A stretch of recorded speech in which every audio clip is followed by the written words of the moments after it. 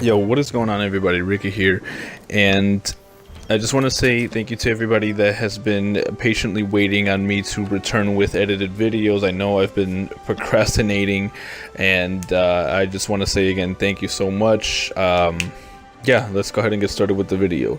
So, I decided I had some luck with a lot of these tempered elder dragons, so I might as well record a little, I guess, an explanation, if you must, of how I approach these fights. So this fight will include my Vaal Hazak build and what I bring with me to the fight.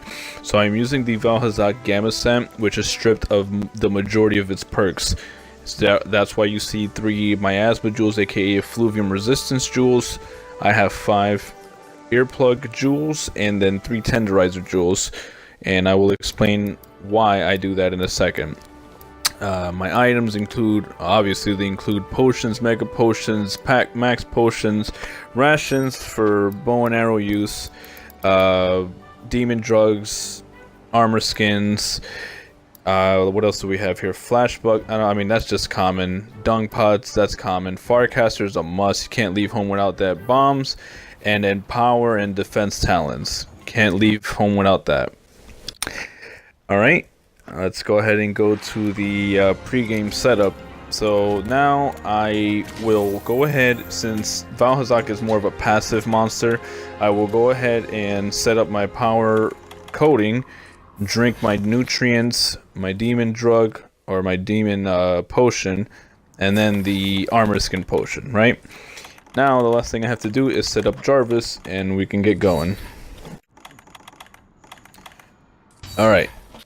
That being said, let's go back to camp and let's set up your boy Jarvis, because he is a realist. Alright, armor doesn't really matter because he doesn't have miasma resistance, but I like to mix and match, that way we look like the fashion police that we really are. But the perk is important here, and we bring Molotov cocktails because he's 3 stars weak to fire, and Vaal Hazak is also weak to the boy. Alright. Next thing, I picked up torch pods because, little known fact, what you can do with torch pods, which you'll see me do in a second, you can actually shoot them on the ground, and instead of doing an initial burst fire damage, you can actually have, like, I guess you can say like a little fire pod, where you can basically shoot fire on the ground and it'll stay and cause like a basically like a overtime fire effect. So basically, instead of doing initial fire damage, it will do more fire damage over time. So keep that in mind. Shoot fire pods on the ground, not at the enemy, right? So power coating is set, my bombs are set, and this scuzzy motherfucker over here kind of threw me off, but no worries, right? Okay, so the initial setup. And it's funny because I'm recording this, but at the same time I'm trying my hardest not to make any mistakes, and here I go making mistakes. Anyways, okay. So first thing, I have peak performance, so I put on the vitality mantle and drink my potion. You'll see my character glows red. That means peak performance is now on. You can actually see it on the right hand side. And I have blast coating set. The reason for blast coating is because I want to do that initial burst 120 damage every so often. That way it gives me a nice chunk of damage in the beginning of the fight, right? Alright, I'm getting in his face. I'm hitting him right in his critical spots, which is his frail ass chest and his face. And yeah, getting away from that attack. And again, this takes a lot of practice, guys. And, you know, this isn't something that happened over time, or overnight, I should say. This is, you know, days in and out of practice. You know, I already know the guy's setup. I know what he's going to do. Yeah. Okay, also a little known fact. Every time Vaal Hazak is getting ready to do his trash beam, that's what I call it, trash beam, he always starts from his right or your left if you're facing him, right?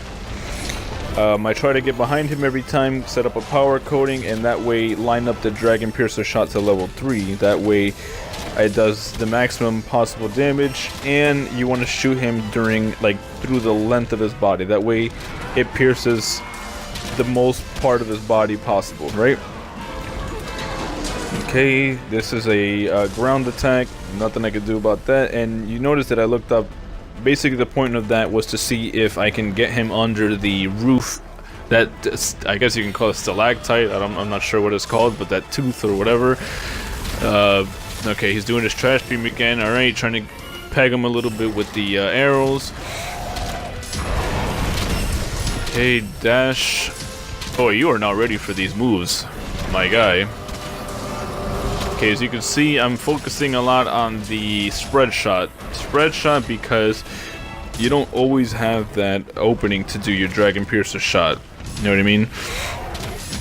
Dragon Piercer, you really got to be careful with that tactic, because the thing is, once you set up Dragon Piercer, your character will not be able to move. So you're very vulnerable and, you know, you're very open to enemy attacks. You got to be careful with that. You got to set it up. Okay, this is pretty much more or less same as before. You know, he's doing his attacks, I'm dodging them. Nothing real special going on here. Okay, now I'm trying to set him up under the stalactites, if you want to call it that. And as you can see, I'm holding the bow so that way I can charge up to charge level 2. Okay. Now you'll see I'm going to do Dragon Piercer. The point of doing Dragon Piercer is you want to get it through the length of his body. That way you hear all those pops, and that is more and more damage for me because it pierces through his body, and he's got a pretty big frame, so it's easy to do Dragon Piercer shots on Vaal Hazak. Okay, he's doing the trash beam. I go to his right since he starts from... I'm sorry, I go to my right since he starts from his right. So basically, his opposite. You never want to align yourself with that move. That's criminal. Okay, try to get in the last couple shots right there. Okay, taking my potion because I want to have peak performance before we go into the fight. Right? Alright. So far, so good.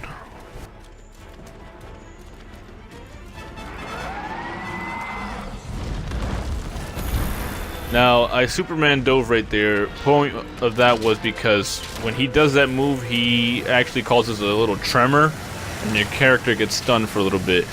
Now, you'll see that I swapped to power coating when I'm about to do Dragon Piercer. The reason for that is because if you do Dragon Piercer with a close range coating, what happens is the further your your arrow travels, basically, the further it travels, what ends up happening with your arrow is it loses distance, and it will end up doing less damage the further it travels. So power coating is the way to go when you're going to set up a Dragon Piercer shot. Now, like I mentioned before, torch pods, you shoot them on the ground and they'll do basically like territorial damage, environmental damage. The purpose of that is so that way he can loom over it, and that way he will take continual fire damage. Again, as you can see, I'm shooting with the power coating when I do my Dragon Piercer shot. I think on this one, yeah, I got a little greedy on that one, so that one cost me. He almost killed me right there. I had to get away from that one. Okay, as you can see, I'm about to set up my health booster right next to the fire. That way he has to come to me and get burned.